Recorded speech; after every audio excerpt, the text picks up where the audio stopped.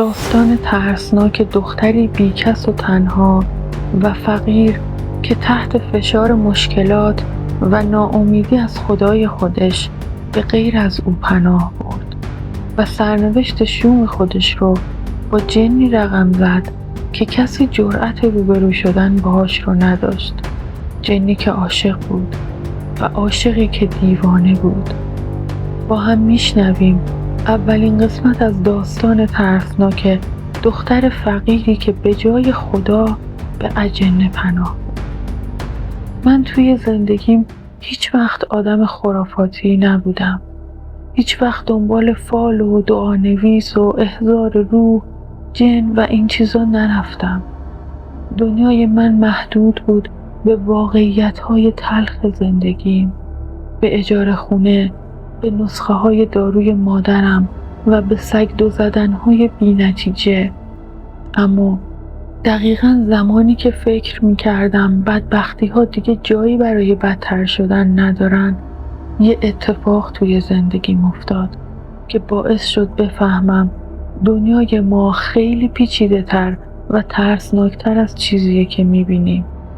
راستش زندگی من مدت‌ها بود که از مسیر طبیعیش خارج شده بود. وقتی پدرم من و مادرم رو ول کرد و رفت، مادرم با کلفتی توی خونه مردم زندگی رو میچرخوند.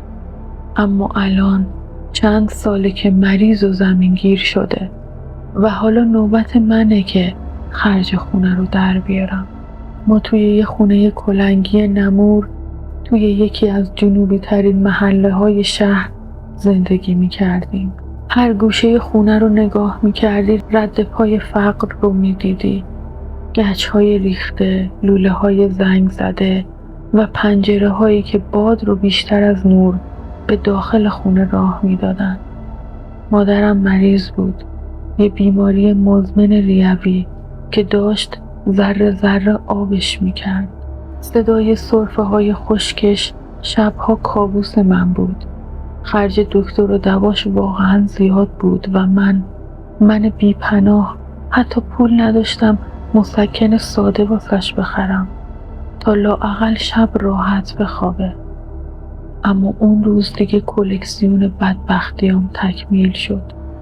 آقای صبوری صاحب خونمون اومد جلوی در. مردی که شکمش 1 متر جلوتر از خودش حرکت میکرد و هیچ درکی از فقر و گرسنگی نداشت. جلوی در حیاط ایستاد و شروع کرد به داد و فریاد. صداش توی کوچه میپیچید و مثل یه پتک میخورد توی سر من. همسایه ها یکی یکی سرک میکشیدن. آبرو برامون نذاشت. من و مادرم و جلوی چشم همه سکه یه پول کرد. آخرش هم انگشت تهدیدش رو گرفت سمت من و با عصبانیت تمام گفت: ببین دختر جون، به ولای علی قسم اگه تا آخر هفته اجاره های عقب افتاده رو ندی، بدون هیچ ترحمی اسباب اساسیت رو میریزم وسط کوچه. حالا برو هر غلطی که میخوای بکن. اون شب وقتی در رو بستم پشتم به در سر خورد و نشستم روی زمین. دیگه حتی گریم آرومم نمی کرد. وقتی درد از یه حدی میگذره انگار اشک آدم خشک میشه و جاش رو میده به یه بغض سنگین که راه نفست رو میبنده. فقط سرمو کوبیدم به دیوار راهرو و توی دلم بدون اینکه صدایی از گلوم بیرون بیاد فریاد زدم و گفتم: خدایا تو که انگار ما رو کلن یادت رفته. هرچی صدات زدم، هرچی نذر و نیاز کردم، هرچی ازت کمک خواستم، بیشتر توی باطلاق بدبختی فرو رفتم. اما مکث کردم. یه حس عجیب، یه جسارت ناشی از ناامیدی اومد سراغم. توی ذهنم ادامه دادم: اما من کمک میخوام. دیگه بریدم. کاش یکی بود صدای منو میشنید، کمکم میکرد. تو که خدایی هرچی صدات زدم جوابمو ندادی. کاش یکی باشه صدای منو بشنوه، یکی غیر از تو. تو فقط به من بدبختی دادی. من دیگه نمیکشم. من دیگه توان دیدن زجر کشیدن مادرمو ندارم. درست بعد از این التماس کفرآمیز یه اتفاق عجیب افتاد. یه حس سنگینی عجیب، یه سکوت عجیب، انگار یکی دکمه توقف دنیا رو فشار داده باشه. صدای موتورگازی توی کوچه، صدای دعوای زن و شوهر همسایه، همه چی قطع شد. یه خلأ مطلق. بعدش یه بوی خیلی خاص و عجیب توی فضای خونه پیچید.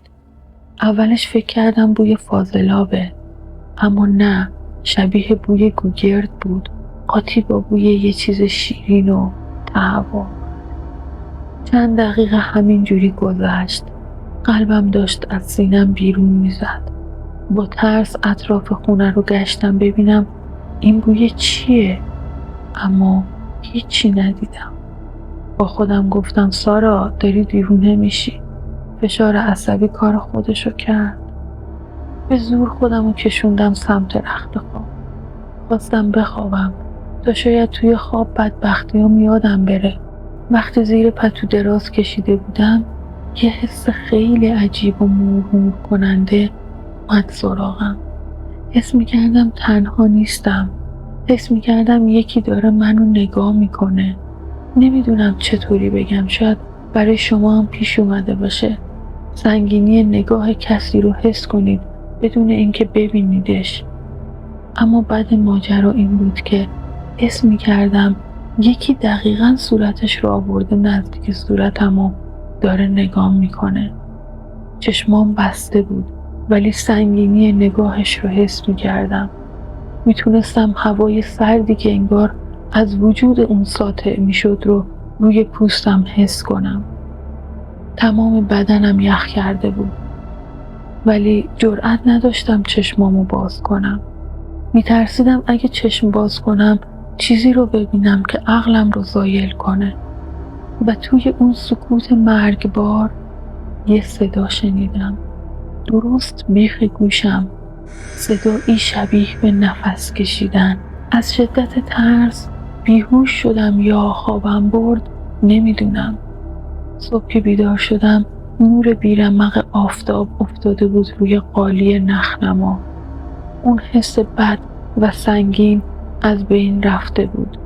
نشستم و به خودم گفتم اینا همش کابوس بود، همش توهمات ذهن خسته منه. اما از اون روز به بعد یه چیزایی شروع به تغییر کردن. اولش با اتفاقای خیلی کوچیک شروع شد، اتفاقایی که شاید برای بقیه بی اهمیت باشه اما برای من درمانده مثل یه معجزه بود. مثلا همون روز اول مادرم به خاطر نرسیدن داروهاش ضعف کرده بود و داشت از حال میرفت. رنگش پریده بود و دستاش میلرزید. من کیفم رو زیر و رو کردم.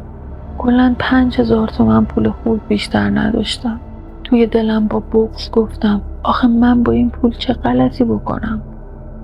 با ناامیدی زدم بیرون. داشتم میرفتم سمت داروخونه که شاید بتونم دارو رو نسیه بگیرم. با سرعت از کنار یک کیوسک روزنامه فروشی رد شدم و چشمم خورد به زمین. یه اسکناس 200,000 تومانی مچاله شده افتاده بود کنار جدول. خیابون شلوغ بود. چند نفر از کنارش رد شدن اما انگار هیچ کس نمیدیدش. انگار اون اسکناس نامرئی بود و فقط چشمای من میتونست ببینتش. خم شدم و برداشتمش. وقتی اسکناس رو لمس کردم یه سردی عجیب توی انگشتام حس کردم ولی اینقدر خوشحال بودم که اهمیت ندادم. اولین بار بود که توی زندگیم پول پیدا میکردم. اما این اتفاقات کوچیک و خوب هر روز تکرار میشد. من کارم درست کردن دستبند و گردنبندای دستساز بود و گاهی کنار خیابون بساط میکردم. یهو ورق کارم برگشت. مشتریهای عجیبی برام پیدا میشدن. می اومدن و بدون چونه زدن چند برابر قیمت پول میدادن و میرفتن. انگار یه نیروی نامرئی داشت زندگی منو آروم آروم ولی با قدرت هل میداد به سمت بهتر شدن. تا اینکه رسیدیم به اون روز وحشتناک، یعنی آخر هفته. روزی که قرار بود آقای صبوری بیاد برای گرفتن کرایه، یا بهتر بگم بیرون انداختنمون. با تمام اون پولای خورد و ریزی که جمع کرده بودم فقط نصف اجاره رو تونسته بودم جور کنم. داشتم از ترس میمردم. ساعتها مثل ثانیه میگذشتن. توی اتاقم نشستم و زل زدم به ترک‌های دیوار. زانوهامو بغل کرده بودم و میلرزیدم. اما دوباره اون حس عجیب اومد سراغم. همون بوی گوگرد، همون سنگینی هوا، حس حضور یه نفر. حس می‌کردم یه سایه بزرگ پشت سرم ایستاده و دستاش رو گذاشته روی شونه‌هام تا آرومم کنه. یه حس امنیت آمیخته با وحشت. چند دقیقه بعد صدای داد و بیداد از پایین اومد. قلبم ریخت. گفتم تموم شد. صبوری اومد. اما صدای صبوری نبود. صدای جیغ زن همسایه بود و بعد صدای آژیر آمبولانس. دویدم دم پنجره. دیدم آقای صبوری رو گذاشتن روی برانکارد. صورتش کج شده بود و بدنش بی حرکت بود. همسایه ها پچ پچ می کردن که صبوری همینطور که داشته با عصبانیت می اومده سمت خونه ما یهو خشکش زده. چشماش رفته بالا و افتاده روی زمین. انگار سکته کرده بود. خلاصه اون روز و روزای بعد دیگه کسی نتونست بیاد سراغ ما. صبوری رفت توی کما. وقتی این خبر رو شنیدم برگشتم توی اتاق. تنم یهو لرزید. یه حسی بهم میگفت اینا همش کار یکیه که منو زیر نظر داره. شاید یه موجود ماورایی. در مورد جن و موکل و این چیزا شنیده بودم. باور نمی کردم اما یه حسی بهم میگفت این اتفاقا طبیعی نیست. کار موجودات ماوراییه. بنابراین رفتم وسط اتاق ایستادم و با صدای لرزون رو به فضای خالی گفتم میدونم اینجایی. میدونم الان داری به من نگاه میکنی. به من بگو تو کی هستی؟ چرا داری به من کمک میکنی؟ چند لحظه گذشت. خبری نشد. گفتم خواهش میکنم بهم بگو کی هستی؟ و همون لحظه برای اولین بار دیدمش. البته نه به صورت کامل. فقط یه سایه روی دیوار دیدم. همین. و بعد یه صدا شنیدم. صدا انگار توی سر خودم بود. توی سرم میپیچید ولی صدای من نبود. صدا شبیه صدای هیچ انسانی نبود. گفت از من نترس سارا. مگه کمک نمیخواستی؟ مگه صدا نزدی؟ من صداتو شنیدم و دیگه همیشه و تا ابد کنارتم. از ترس خشکم زده بود. احساس کردم خودم نیستم. پاهام توان حرکت نداشت. به زور خودم رسوندم جلوی آینه گوشه اتاق. به تصویر خودم نگاه کردم. صورتم مثل گچ سفید شده بود اما خودم بودم. صورتم رو لمس کردم. صورتم از ترس یخ زده بود اما خودم بودم. چند ماهی گذشت. توی این مدت زندگی من با سرعت نور تغییر کرد. روز به روز وضعمون بهتر می شد. دیگه خبری از فقر نبود. دیگه توی اون آلونک نمزده زندگی نمی کردیم. من و مادرم رفتیم توی یه آپارتمان خیلی شیک و نوساز و بزرگ. توی یکی از بهترین محله های بالای شهر. یه خونه با پنجره های قدی که شهر زیر پاش بود. هر وقت از پنجرهش بیرون رو نگاه می کردم باورم نمی شد این همون زندگی باشه که یه روزی فقط توی رویاهام می دیدم. ولی بذارید صادق باشم. این ثروت، این رفاه اصلاً واسم شیرین نبود. مثل یه باطلاق میمون. فقط این دفعه جنس باطلاقش از طلا بود. پول به عجیب ترین و غیر منطقی ترین شکل ممکن سر راهم سبز می شد. مثلا یه روز فهمیدم وارث ثروت کلان یکی از فامیلای دورمون شدم که حتی اسمش هم نشنیده بودم. یا یه روز توی خیابون یه نفر یه کیف بهم داد که براش نگه دارم. ولی رفت و پیداش نشد. وقتی کیف رو باز کردم پر از دلار بود. با این پولا جلوی پیشرفت بیماری مادرم رو تا حدی گرفته بودم، اما بیماریش جدی‌تر از این حرفا بود. بنده خدا دیگه نمیتونست حرف بزنه یا حرکت خاصی انجام بده. نفس کشیدن براش سخت بود. برای همین یه مدت توی بیمارستان بستری شد تا اونجا تحت نظر باشه. چند وقتی گذشت. من دیگه اون صدا رو نمیشنیدم، ولی میدونستم که اون هست. اون حواسش به منه. اما بعد فهمیدم این پولا فقط یه جور باج بودن. یه حق و سکوت برای اینکه دهنم رو ببندم و حضورش رو بپذیرم. ولی مشکل بزرگتر این بود که هر چقدر حساب بانکیم پرتر می شد، دایره آدمای اطرافم کوچیکتر می شد. دیگه نمیتونستم با دوستای قدیمیم حرف بزنم. خجالت می کشیدم.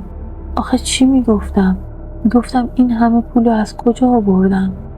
اگرم چیزی می گفتم باور نمی کردن. نگاهاشون سنگین شده بود.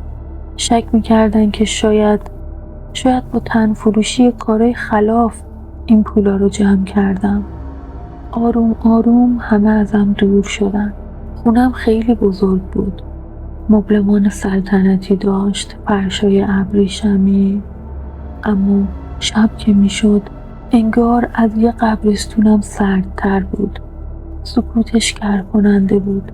حس میکردم میلیون ها جفت چشم نامرئی دارن از در و دیوار، از لای درز کاغذ دیواریا، از پشت پرده ها به هم نگاه میکنن. من هیچ وقت تنها نبودم و این بدترین نوع تنهایی بود. اما ترسناکترین قسمت داستان من وقتی بود که امیر وارد زندگیم شد. توی قسمت بسیار جذاب و مهیج بعدی میبینیم که جن عاشق چطور سارا رو عروسک دست خودش میکنه. کانال رو سابسکرایب کن و زنگوله رو بزن که قسمت بعدی بسیار جذاب و شنیدنیه. راستی اگه ویدیو رو دوست داشتید لایکش کنید و نظرتون رو بفرستید.